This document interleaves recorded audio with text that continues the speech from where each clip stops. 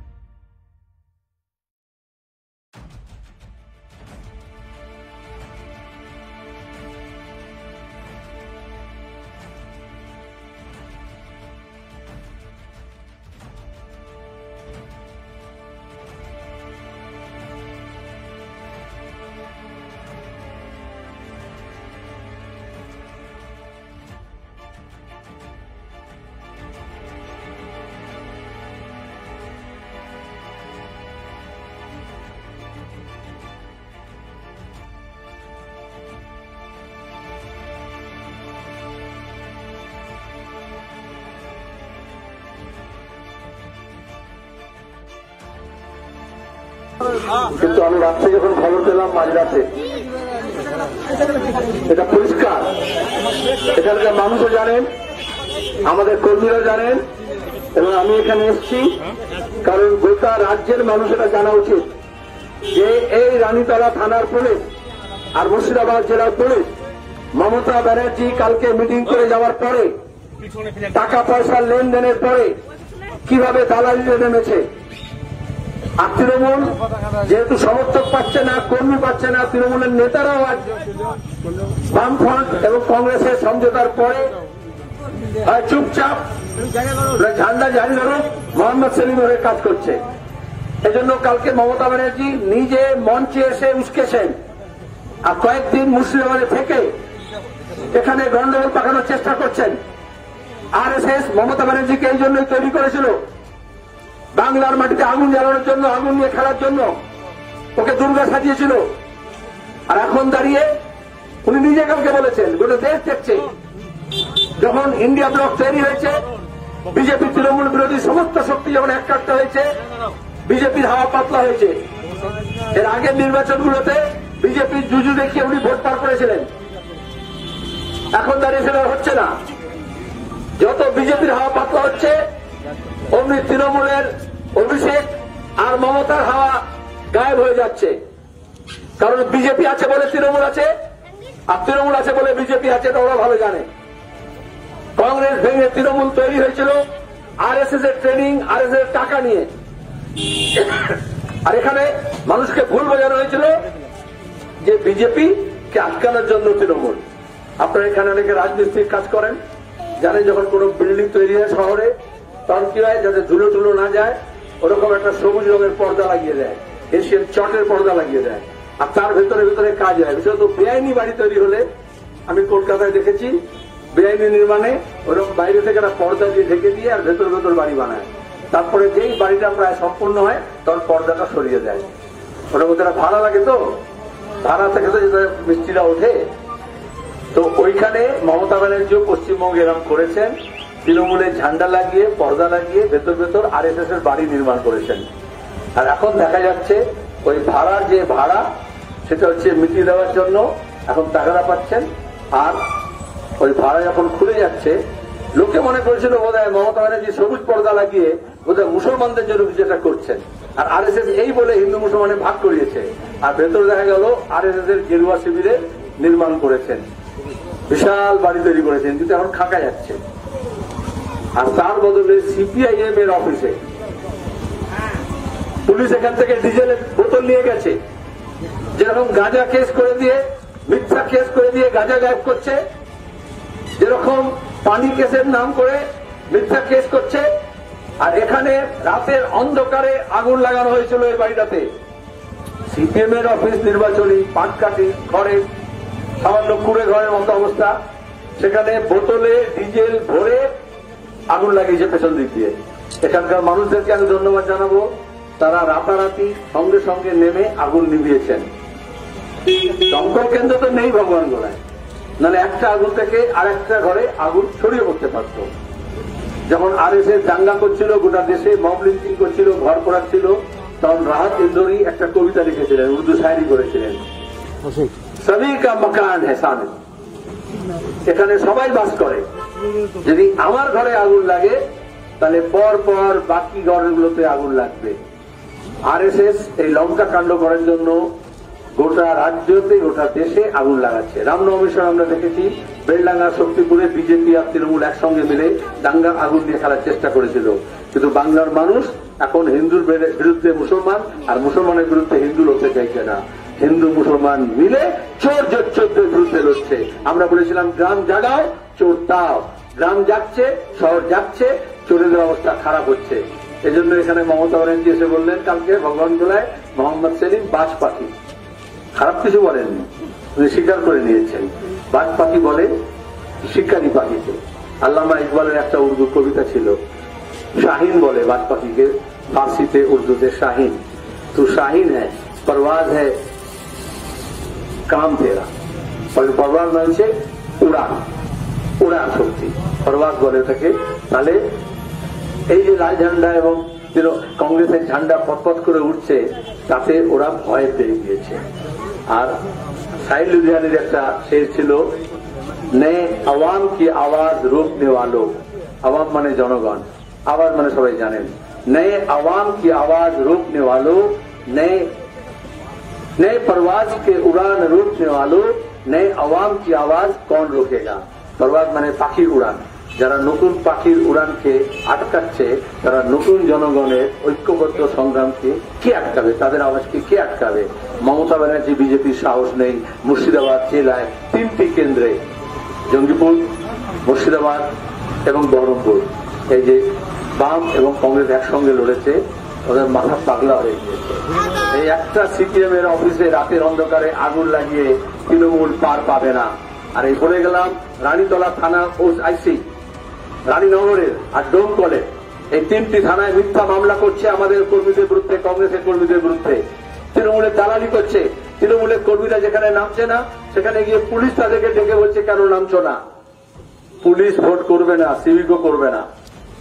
সব কটা বুথে কেন্দ্রীয় বাহিনী থাকবে, সব কটা গ্রামে কেন্দ্রীয় বাহিনী টহল দেবে। নির্বাচনের পরেও 1 সপ্তাহ 1 মাস দরকার হলে কেন্দ্রীয় বাহিনী থাকবে।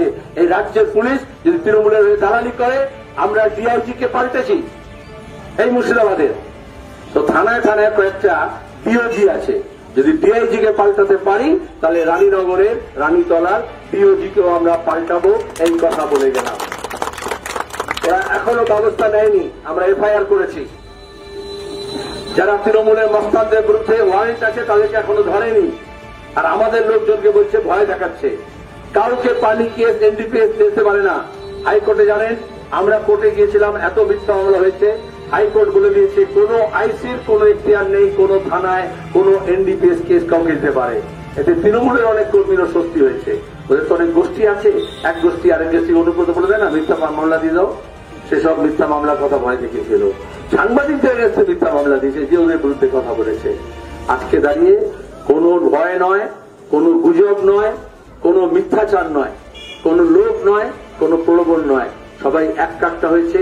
আর এই একটা প্যাকাটির দ্বারাকে আগুন লাগিয়ে দিয়ে ওরা বাংলাকে গোটা দেশের মতো অগ্নিস্তূপে পরিণত করতে পারবে না।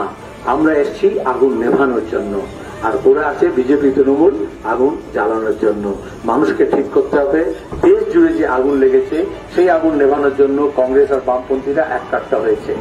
আর তৃণমূল এখন আরএসএস এর কাছে ট্রেনিং নিয়ে দাঙ্গার আগুন বানানোর খেলা খেলছে।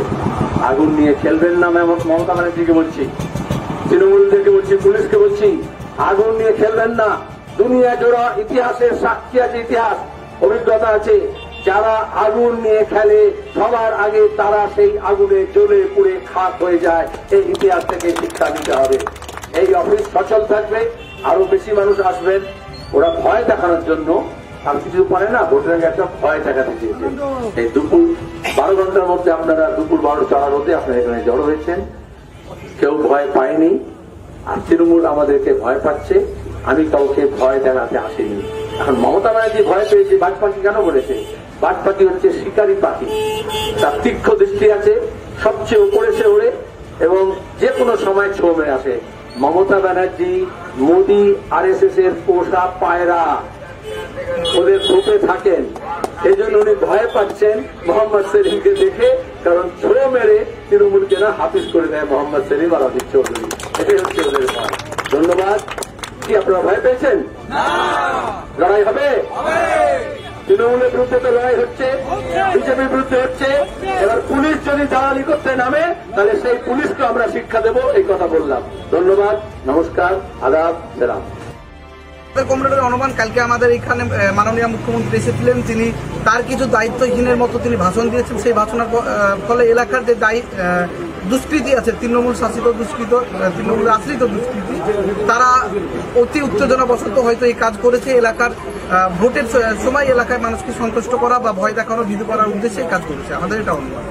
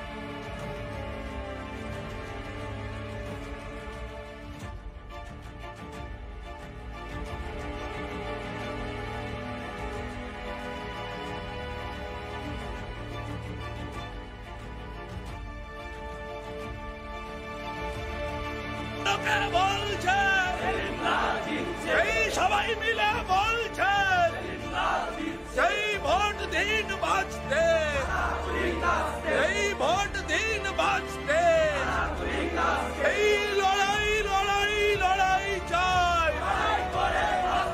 এই লড়াই লড়াই লড়াই চাই, এই লড়াই করেই পেয়েছি যান। মুর্শিদাবাদ লোকসভা কেন্দ্রের প্রার্থী এই গোটা দেশের পার্লামেন্টে, এই গোটা দেশের সংসদে যে মানুষটা দিনের পর দিন আওয়াজ তুলেছে এই দেশের মানুষের জন্য, এই দেশের মানুষের রুটি রুটি, এই দেশের মানুষের অধিকার আদায়, এই দেশের মানুষের হকের দাবিগুলো নিয়ে দিল্লি যেমন বারবার এই দেশের সাংসদ আনন্দিত হয়েছে মোহাম্মদ সেলিমের বক্তৃতায়, আমরা এই লোকসভা নির্বাচনে মোহাম্মদ সেলিমকে জয়যুক্ত করে উনি সাংসদ বহুমতে যাবেন সাংসদ হিসেবে এবং মুর্শিদাবাদের মানুষজনের আওয়াজ প্রতিধ্বনিত হবে ভারতবর্ষের সংসদের মুখে। এই কথা বলে আজকে আমাদের এই কর্মসূচি আমরা এখানে শেষ করছি। সেলিমদার সঙ্গে সবাই মিলে একটা সেলফি তোলার পরে আমরা যে যার মতো আবার বুঝে বুঝে ফিরে যাব। জান কবুল লড়াই আগামী 7 তারিখে এই জান কবুল লড়াইটা লড়বে। বারবার একটা কথা জোর দিয়ে বলছেন যে এবারের যে নির্বাচন সেটা আনপ্রেসিডেন্টেড, অভূতপূর্ব। তো এইটা আপনি মানে এতটা জোরের সঙ্গে কেন বলছেন? এর পেছনে কি কারণ আছে? এটা রাজনৈতিক পরিবেশ এমন তৈরি হয়েছে, এক একটা সময় হয় ঐতিহাসিক প্রেক্ষাপটে মানুষ বুঝেছেন কি দিল্লির সরকার এবং রাজ্যের সরকার দুজনের দ্বারা যারা অতিষ্ঠ তারা চাইছেন বিকল্প পথ, বাম এবং কংগ্রেস একসঙ্গে হতে সেই বিকল্প তৈরি হয়েছে। সুতরাং রাজনীতির বাইরের জগতের লোকে উৎসাহিত হয়েছে।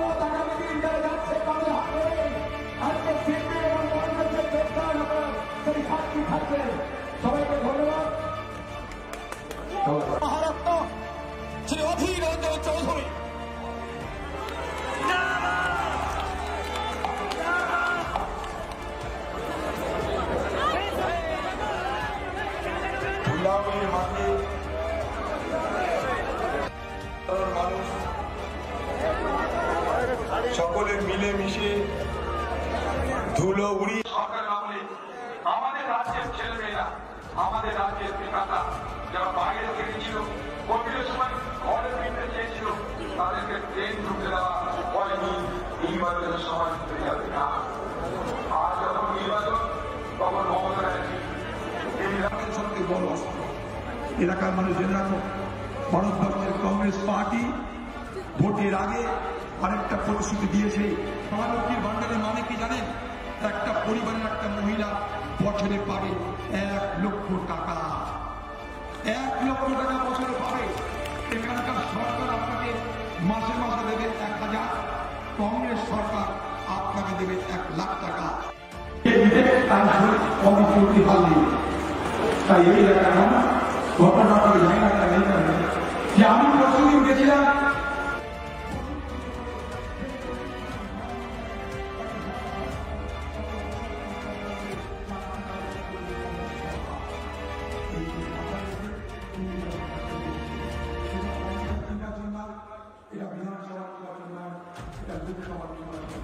দেশের নির্বাচন, এই দেশের নির্বাচন আর আমাদের ভবিষ্যৎ দেশ কেমন হবে এই দেশের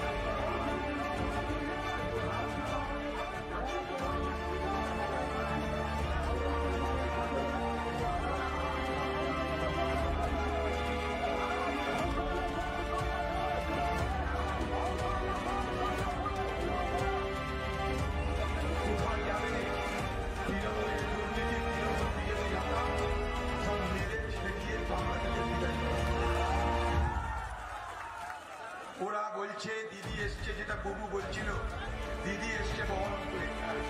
3 দিন ধরে এক বিরাট হোটেল দিয়ে আসলে ঘর সব আশেপাশ দিকেও যেতে পারছে না, দিদি বলে আছে বাংলার মুখ্যমন্ত্রী। সেখানে সারা মুর্শিদাবাদে সব ইমামদেরকে ডেকে পাঠিয়ে হিন্দুদের সঙ্গে ভারতবর্ষের হিন্দুর কোনো সম্পর্ক না হয়, সেই হিন্দুদের কথা বলে যার সঙ্গে ভারতীয় ব্যয় বাড়ছে, একজনের রায় চলছে না, সবাইকে মিলে কাজ করতে হচ্ছে। এরা যে কাজ নেই, পরিযায়ী শ্রমিক হচ্ছে। আমাদের ছেলেরা এখানকার যারা সবচেয়ে ভালো বাড়ি বানাতে পারে, ব্রিজ বানাতে পারে, টাওয়ার বানাতে পারে, কাঠের মিস্ত্রি আছে, দক্ষতা আছে, কিন্তু আমার এখানকার মুর্শিদাবাদের ছেলেরা তারা কি জন্মেছে, তারা কি কেরল থেকে কাশ্মীরে কাজ করার জন্য, দেশে বিদেশে গড়ার জন্য, না তারা এই মুর্শিদাবাদ করতে পারে না? তারা ভগবান গোলা করতে পারে না? নিজের বাড়ি, নিজের গ্রাম, নিজের জেলা, নিজের রাজ্য করতে পারে না? তাদের দক্ষতা, তাদের শিক্ষা, তাদের মেধা, তাদের বুকের বল, তাদের হাতের তাগতকে কাজে লাগাতে হবে। এই সরকার সেটা চায় না। এমনকি যখন রাস্তাঘাটে ঘুরছে ভগবান গোলা জুড়ে, রাস্তা নেই, আমি বললাম যে সড়ক হ্যায় ইয়া নরক হ্যায়। সকাল 8টা থেকে আজ কমরেড মোহাম্মদ সেলিমের প্রচার শুরু হয়েছিল, আপনারা সেটা আমরা জানিয়েছিলাম আপনাদের। এখন বাজে রাত 9:45। সারাদিনে লালগোলা, ভগবানগোলা বিস্তীর্ণ অঞ্চল পরিক্রমা এবং দুটো বড় জনসভার পরে একটা জনসভা ছিল ধুলাউড়িতে, ধুলাউড়ি স্কুল মাঠে, এবং আরেকটি জনসভা ছিল ভগবানগোলাতে। এই দুটো জনসভা শেষ করার পরে আপাতত মোহাম্মদ সেলিম এখন জিয়াগঞ্জে আছেন এবং জিয়াগঞ্জ থেকে প্রচারের কাজ চলছে জিয়াগঞ্জে, এবং প্রচার শেষ করে আমরা একটু পরে আজকের মতো প্রচারের কাজ শেষ করব। আবার আগামীকাল সকাল থেকে প্রচার শুরু হবে। আগামীকাল আমাদের প্রচার, আমরা মোহাম্মদ সেলিমের সঙ্গী হব। আগামীকাল প্রচার আছে জলঙ্গিতে। এলাকার মধ্যে ব্যাপকভাবে প্রচার হচ্ছে। এমন কোনো বাড়ি নাই যে সেই বাড়িতে আমাদের কাগজ পৌঁছায়নি, মোহাম্মদ সেলিমের কাগজ পৌঁছায়নি, এমন কোনো বাড়ি ফাঁকা নাই। কি গ্রাম কি শহর, এবং মানুষের সারা ভালো। এখানে যদিও বিজেপির একটা বেশ প্রভাব ছিল, পৌর এলাকাও ছিল, পঞ্চায়েত এলাকাও ছিল, কিন্তু এখন সেই প্রভাবটা আস্তে আস্তে কাটছে। এবং মোহাম্মদ সেলিম যেহেতু প্রার্থী হয়েছে, যার জন্য অনেকেই যারা শুভবুদ্ধি সম্পন্ন মানুষ তারা মোহাম্মদ সেলিমকে ভোট দেওয়ার জন্য প্রস্তুত আছে। এবং আমরা এখানে দেখেছি পঞ্চায়েত ভোট, পৌরসভা ভোট ব্যাপকভাবে লুটতরাজ হয়েছে, আমরা সেটাকে করতে পারিনি। কিন্তু এইবার আজকে প্রশাসনের সঙ্গেও ডেপুটেশন আমরা দিলাম। আমাদের যে বিধানসভা কমিটির কনভেনার ছিল তিনি এসেছিলেন, আমরা লোকালিগত প্রোগ্রাম দিলাম যাতে কোনো মতেই কোনো বুথ দখল না করতে পারে, তার জন্য আমরা সর্বত্র চিঠি লেখা করা এবং আমাদের জেলার নেতৃত্বকে বলেছি এবং সব কথাবার্তা হয়েছে। আর প্রচারের দিক দিয়ে আমাদের কোনো রকম ঘাটতি নাই, ত্রুটি নাই। আমরা জানি যে আমরা একটা উপযুক্ত প্রার্থী পেয়েছি। জিয়াগঞ্জের সবচেয়ে বড় কথা হচ্ছে জিয়াগঞ্জের মানুষ এটা বলছে যে মুর্শিদাবাদ জেলার একটা ভালো প্রার্থী মানুষ পেয়েছে, ভোট দেওয়া যাতে যায়। এই কারণেই মানুষ কিন্তু স্বতঃস্ফূর্তভাবে ভোটটা দেবে। এবং ওরা শুধু একটা কথা মানুষের বক্তব্য, পঞ্চায়েত নির্বাচন এবং পৌরসভা নির্বাচন যাতে বুথটা ফাঁকা থাকে, আমরা ভোট দিব, নিশ্চয়ই চলে আসবো।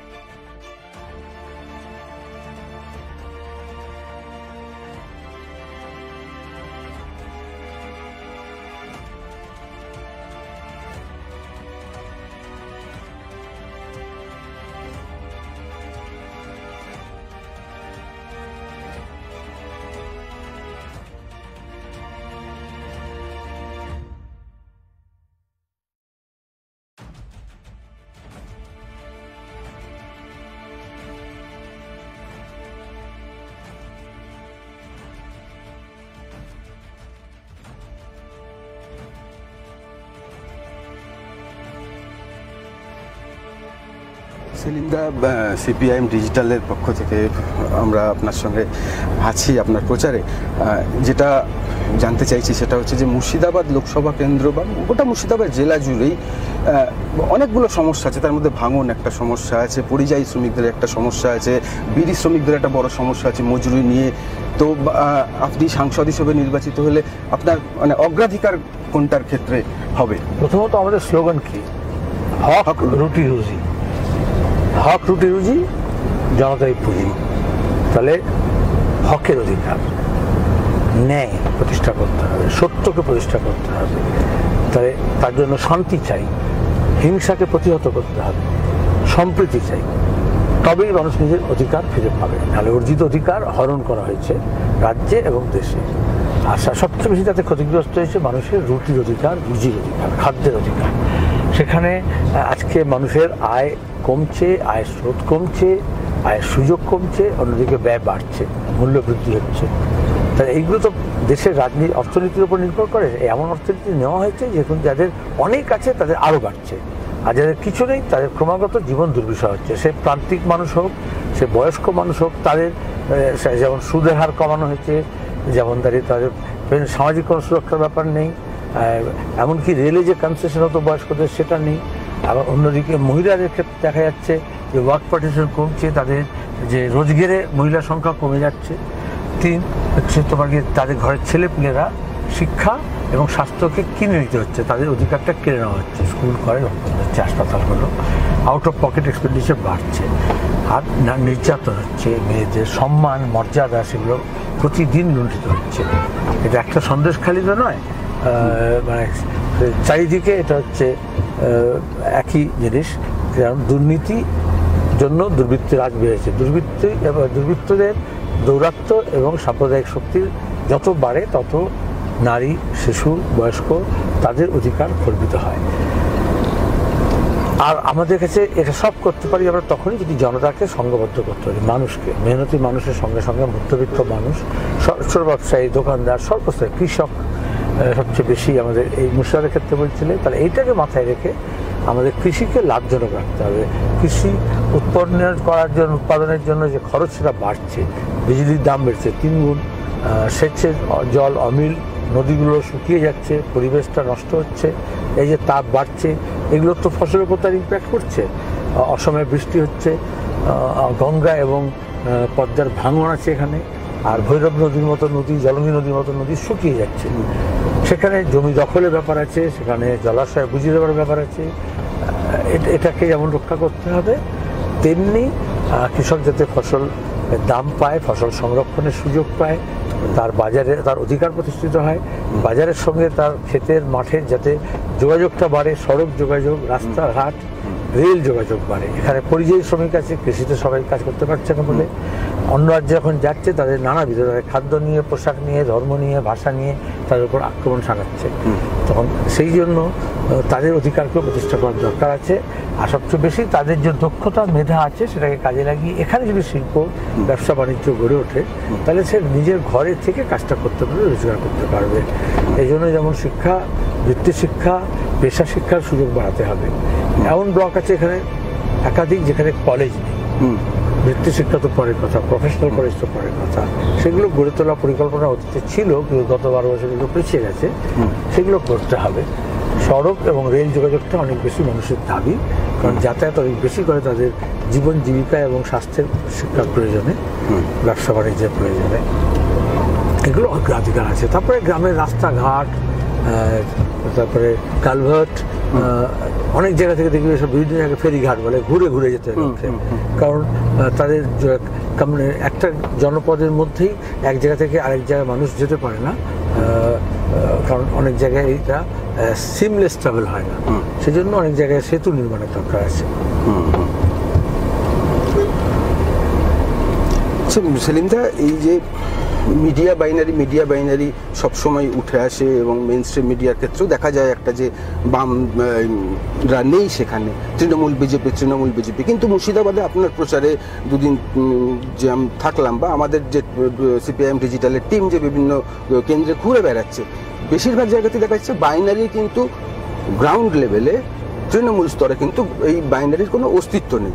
এটাকে এই বিষয়ে যদি ভূমি স্তরের রিপোর্ট যদি মিডিয়া করতো আর ইলেকট্রাল বন্ডের টাকায় স্পন্সর্ড আইটেম যদি করে, তোর মধ্যে তফাৎ আছে। গত পঞ্চায়েত নির্বাচনের সময় থেকে আমরা বলছি আমরা এই বাইনারি ভেঙেছি, কারণ এখানে মানুষকে বড় অসহায় অবস্থা ফেলে দেওয়া হয়েছিল। বিজেপিকে আটকাতে তৃণমূল, তৃণমূলকে আটকাতে বিজেপি আমাদের রাজ্যে জুড়ে। তাহলে মানুষের কথা কে বলবে? তার হকের কথা কে বলবে? অন্যায়ের বিরুদ্ধে প্রতিবাদ কে করবে? বিধানসভা লোকসভা বিরোধী শূন্য নাম করে বিজেপি তৃণমূলের মধ্যে ভাগাভাগি করে দিচ্ছে। সেখানে দাঁড়িয়ে মুর্শিদাবাদ, মালদা এই জায়গাগুলো মধ্যবঙ্গের এবং দক্ষিণবঙ্গে এটা ক্রমাগত দেখবে এই বাইনারিটা ভাঙছে। সেখানে বাম এবং কংগ্রেস একসঙ্গে হাওয়াতে লোকে একটা বিকল্প পেয়েছে। বিজেপির হাওয়া ক্রমাগত গোটা দেশে এবং আমাদের রাজ্যে পাতলা হচ্ছে, আর তৃণমূলের উপরে লোকের রাগ, বিরক্তি, বিদ্বেষ অনেক বেশি বেড়েছে। কিন্তু সেই বিদ্বেষকে কাজে লাগিয়ে বিজেপি মনে করেছিল তাদের সাম্প্রতিক রাজনীতিকে তারা প্রসার করবে। মানুষ এখন বুঝতে পারছে হিন্দুর বিরুদ্ধে মুসলমান, মুসলমানের বিরুদ্ধে হিন্দু নয়, দুর্নীতি এবং দুর্বৃত্ত রাজকে শেষ করার জন্য হিন্দু মুসলমান নির্বিশেষে একটা হচ্ছে। তাতেই এখন একটা তিন কোণা লড়াইয়ের সম্ভাবনা হয়েছিল। এখন ক্রমাগত আবার সেই তিন কোণাটা একদিকে বাম এবং কংগ্রেস, আর অন্যদিকে বিজেপি তৃণমূল দেখবে কাছাকাছি চলে আসছে, কারণ ওরা বিপদ বুঝতে পারছে। এতদিন পর্যন্ত মুখ্যমন্ত্রী কখনো আপনার নাম করে সরাসরি আক্রমণ করেননি, যেটা সাম্প্রতিক সময় আমরা দেখতে পেলাম যে সরাসরি এরকম মানে মুখ্যমন্ত্রীর বক্তব্যের নির্যাস যেটা, যে সেলিমকে বিজেপি পাঠিয়েছে মুর্শিদাবাদে তৃণমূলের পাক্কা সিট ছিনিয়ে নেওয়ার জন্য। তো হঠাৎ করে কি এটা কি মানে মুর্শিদাবাদের জন্য কি মানে তৃণমূল কি আতঙ্কে ভুগছে? রুটের রাজত্বে তো বাধা হয়ে দাঁড়িয়েছে বাম কংগ্রেসের সমঝোতা, এবং সেখানে দাঁড়িয়ে অধীর সেলিমের উপর তার রাগ অনেক বেশি, কারণ উনি চেয়েছিলেন যাতে এই বিরোধীরা ঐক্যবদ্ধ না হয়। শেষ পর্যন্ত আর অনেকেই যারা আসতে পারতো তারা এই জন্যই আসেনি, কিন্তু মানুষ একটা হয়ে গিয়েছে। এটা বাংলা বলে নানান ফর্ম হতে পারে, কিন্তু বিভিন্ন সার্ভিস ওরিয়েন্টেড কাজ তারা যদি করে তাহলে গ্রাম এবং শহরকে পরস্পরের সঙ্গে বাঁধতে পারবে, বাজারের সঙ্গে প্রডিউসারকে বাঁধতে পারবে, এবং অনেক প্রডিউস এখানে আছে যেগুলোকে শহরে নিয়ে যাওয়া, শহরের অনেক কিছু আছে যেগুলোকে গ্রামে নিয়ে আসা। আর এদিকে শহরে যে কাজগুলো নতুন পেশা গড়ে উঠছে এগুলো আসলে অনেকটা আন্ডার এমপ্লয়মেন্ট, অনেক এক্সপ্লয়েট করছে। বিভিন্ন কোম্পানি যারা এই অ্যাপ বেসড বা প্ল্যাটফর্ম বেসড কাজ করছে তারা অনেকটা মেরে দিচ্ছে, তো লাভের নাম করে। তো সেখানে এই যারা ওয়ার্কার্স তাদেরকে ইনভলভ করে, তাদেরকে অংশীদার করে যদি কিছুটা পুঁজি জোগাড় করে ব্যাংকিং সাপোর্ট নিয়ে এবং টেকনিক্যাল এক্সপার্টসের সাপোর্ট নিয়ে যদি গড়ে তোলা যায়, তাহলে তাদের সবটা রোজগারটা মুনাফার নাম করে বড় বড় কোম্পানি দেশে বিদেশিরা নেবে না, এখানেই প্লব্যাক হবে। সেটা এখানকারই মানুষের মাটিতে আবার ফিরে আসবে মাটিতে। সেলিমদা, আপনাকে একদম শেষ প্রশ্ন, সেটা হচ্ছে যে আর মাত্র কয়েকটা দিন হাতে আছে প্রচারের জন্য, এবং ভোট 7 তারিখে একদম প্রচারের প্রায় শেষ লগ্ন আমরা বলতে পারি। এই সময় দাঁড়িয়ে মুর্শিদাবাদবাসীর উদ্দেশ্যে বা সমগ্র রাজ্যবাসীর উদ্দেশ্যে আপনি কি বার্তা দিতে চান? আমরা বলেছি বিজেপিকে দিল্লির মসনদ থেকে উৎখাত করতে হবে, এবং তৃণমূলকে 2026 এখানে উৎখাত করতে পারে তার প্রস্তুতি এই নির্বাচনে নিতে হবে। সুতরাং একই সঙ্গে বিজেপিকে হারাতে হবে এবং তৃণমূলকে হারাতে হবে। তার জন্যই বাম এবং গণতান্ত্রিক ধর্মপক্ষ বিকল্প হিসেবে বাম এবং কংগ্রেসের সঙ্গে আরও অনেক ব্যক্তি, মানুষ, গোষ্ঠী, দল আছেন, তাদের কাছে আবেদন আছে, আহ্বান আছে, অনেকেই যুক্ত হয়েছেন, আরও অনেকেই যুক্ত হবেন। জানা অজানা অনেক শক্তি তারা কাজ করছে, যেখানে দাঁড়িয়ে এই বিজেপি এবং তৃণমূলের এই দুটো ফুলের যে এপ্রিল ফুল বানানোর যে কৌশল, তাকে বাজিমাত করে দিয়ে তাকে হারিয়ে দিয়ে মানুষ নিজের শক্তিকে শুধু বলিয়ান করবে তা নয়, তাদের নিজের প্রতিনিধিকে পাঠাবে শুধু না পার্লামেন্টে। আমাদের পশ্চিমবঙ্গের ভবিষ্যৎ শুধু নয়, দেশের ভবিষ্যতে পশ্চিমবঙ্গের যে ঐতিহ্য, যে সংস্কৃতি, যে রাজনৈতিক বিশ্বাস, মত, প্রগতিশীলতা, নবজাগরণের উত্তরাধিকারী, সাম্রাজ্যবাদী বিরোধী আন্দোলনের উত্তরাধিকারী এবং সাম্প্রদায়িক সম্প্রীতির ধ্বজা উর্ধে তুলে ধরে দেশটাকে বাঁচানোর কাজে মানুষ আরও বেশি শক্তিশালী করবেন বাম এবং গণতান্ত্রিক শক্তিকে, বাম এবং কংগ্রেসের জোটকে, সমঝোতাকে। আর সেখানে মুর্শিদাবাদ সে পথ দেখাচ্ছে।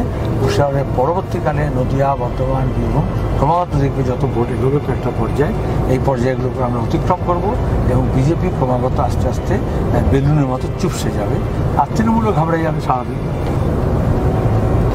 সেলিমদা, আপনাকে এতটা সময় আমাদের সিপিএমডিকে দেওয়ার জন্য অনেক অনেক ধন্যবাদ।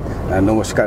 আমরা সকাল থেকেই আজকে সেলিমদার সঙ্গে আছি। আমরা ধুলাউড়ি অঞ্চল থেকে আমাদের আজকে প্রচার শুরু হয়েছিল এবং সেখান থেকে সারাদিনে ধুলা উড়িয়ে আমরা প্রচার সেরে এখন যাচ্ছি আমরা জলঙ্গির দিকে, বাগমারাতে। সেখানে সমাবেশ আছে, পরপর দুটো সমাবেশ আছে।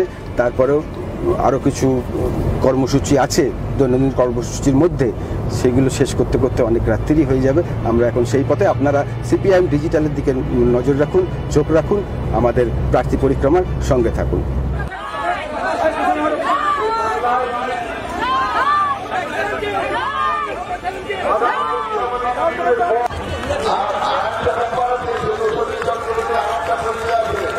উনি হচ্ছেন আমাদের প্রাক্তন পরিবহন মন্ত্রী শ্যামলদার মেয়ে, শ্যামল চক্রবর্তীর মেয়ে।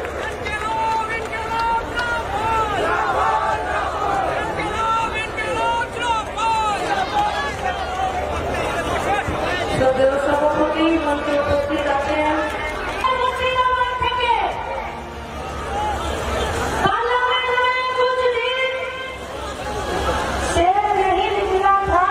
तो कुछ बंदर सोचने लगे कि हम ही राजा हैं। और एबार 2024 से लोकसभा ভোটের পর পার্লামেন্টের ভেতরে মোহাম্মদ সেলিমের হায়ার সেকেন্ডারি স্কুল হোক, কলেজ হোক, বিশ্ববিদ্যালয় হোক, সেখানে শিক্ষক নেই, হেলথ সেন্টারে হাসপাতালে ডাক্তার নেই, পুলিশ নেই। একটা ভোট করতে হলে আমাদের কেন্দ্রীয় বাহিনী আনতে হবে, কারণ পুলিশের ৭৫,০০০ পদ খালি আছে। আর যে পুলিশ আছে তাকে দিয়ে মিথ্যা মামলা করানো হয়েছে, পঞ্চায়েতের ভোট লুট করা হয়েছে, গণনা কেন্দ্র দিয়ে পাহারা দেওয়ার মতো।